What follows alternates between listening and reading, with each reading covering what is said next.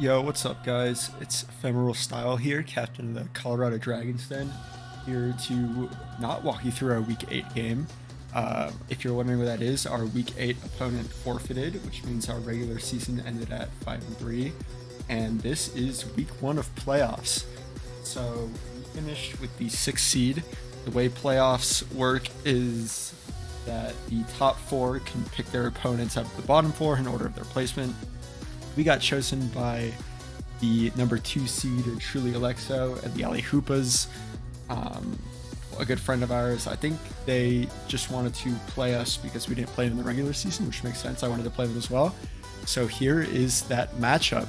Their team consists of Enamorous, Kingambit, Quaquaval, Ogerpon, Cleavor, Petulant, Regieleki, Terra Fighting, and Dark Hoopa, Terra Steel Fairy Appleton, and Terra Ice and something or other Persian. The mascot of this team, Hoopa, is actually a pretty big problem for us. Along with Enamorous, we don't have a natural fairy resist, so we're really encouraged to bring Terra Steel Terra Steel Diancie or Terra Steel Mesprit, which of course opens us up to Earth Power. But like Assault Vest Hoopa is so strong at shutting down our special threats like Spectrier and Ursaluna, and with Terra Fighting can handle things like Diancie, Terra Steels, and Blood Moon and stuff like that. So those are two threats that I'm really worried about, but we'll see how this goes. We'll jump into the team here. Here we go. Okay, so first is a check for Kingambit. Kingambit can get out of hand if everything else on our team goes well. It can still be a problem. So we're actually bringing a really physically defensive Hawlucha with enough speed for max speed Petulant and enough bulk that we can take on Kingambit very handily, especially with a bulk up. Acrobatics and Unburden after our Citrus Berry proc mean that we can outspeed Regieleki, KO that with a close combat, KO most things with Acro, and we can KO most Kingambit variants with a CC if we can get the +1 bulk up. And of course, if we get the +1 defense, we're not taking a ton from Kingambit no matter what it is. Up next is Spectrier. Just decided to go for a choice spec set this week as a breaker with Will-O-Wisp, Shadow Ball, Haze, and Psychic. Psychic is for the fighting types on the team, Quaquaval and Hoopa, both of which can run Assault Vests. Will-O-Wisp is to catch Kingambit doubles and the like, and Haze is sort of like a last resort move. Probably should have been Spell Tag, but I thought I could get away with modest specs this week, since I don't really care about outspeeding something like Persian anyways. It's just gonna blow me up with a knockoff and not die, so I just opted to outspeed the next fastest thing. Next is Dragonite. Boots to keep our multi-scale intact, max attack adamant, extreme speed with DD Roost Earthquake to give us longevity, and Earthquake to hit things like Petulant. I really just wanted a solid priority option for something like a Scarf Enam that can give us a ton of trouble, or even just an Enam clicking the right buttons. So extreme speed gets us that. We can, with a little bit of chip, almost always 2-hit KO Enam with extreme speed and survive with our multi-scale up, which is why we have boots. We do have Blastoise for spin on this team, but I'm not super confident into spinning against Petulant and Hoopa before Terra, so we're bringing boots to be safe. Next up is Ursaluna Blood Moon. Just max attack modest with a lot of HP this week with a Shoppleberry. Unless he runs something like Wave Crash on Quaquaval, we can, the only thing that kills us a lot of the time is CC. So Choppleberry is really nice for that. It lets us get a big chunk off. It also helps against Terra Fighting Hoopa. Blood Moon is just a nuke. He doesn't really have a switch in to Blood Moon on his team besides Kingambit, who doesn't want to take an Earth Power or a Vacuum Wave, which is why we have both of those, as well as Moonlight for recovery. No Calm Mind because we're strong enough as it is to punch through most of the team.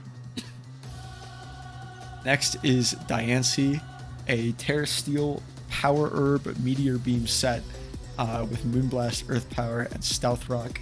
We avoid getting 2-hit KO'd by a Timid Enamorous Earth Power once we Terrestrialize, and even beforehand, which is really important.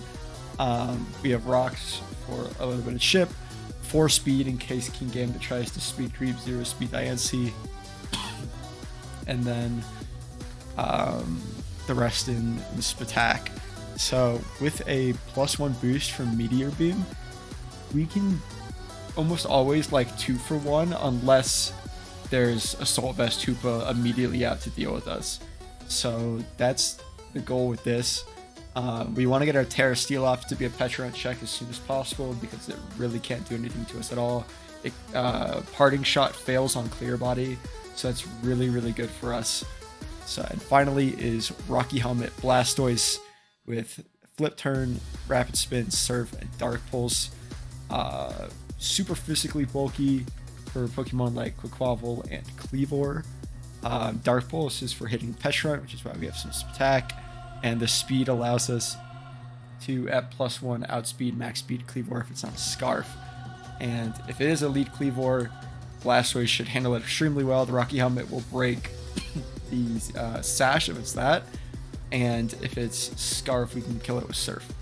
So that is our team, and we're going to go ahead and hop into the battle here. Okay, so our opponent ended up bringing 4 of the 6 that I was kind of really expecting.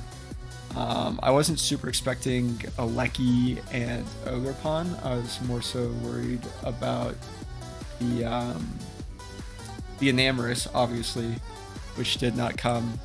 And I guess Cleavor, but Ogerpon makes sense in that sort of slot as well. Or Regieleki if you want speed control versus a Spectrier. So with no Enam, I can play a lot like riskier with Diancie, even though it's a good Petra Trek. And he is going to lead with Hoopa immediately. And I'm like, oh man, please tell me this is an Assault Vest Hoopa. That would be such a pain in the ass. He gets up a Future Sight as we're going to Meteor Beam and do nothing, which means that this is a pretty bulky Assault Vest variant. I'm just like, man, this sucks.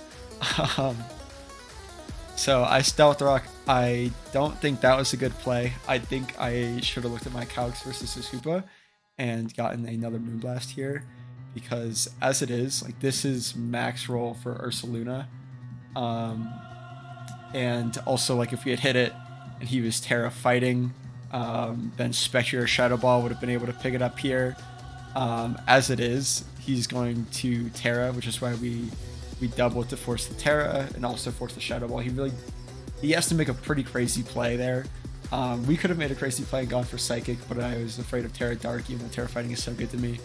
And then here I was in a bad spot, so I just went straight to D-Knight, and he Future Sights, which I think is crazy, because, again, Blood Moon has a chance to kill, and even if it doesn't, he can't survive Rocks, and we have priority on the team. So he just opts to go into Petrunt. I Earthquake. There's no Enam. Earthquake is super free, so obviously Petrunt comes in, but its weakness follows Petrunt.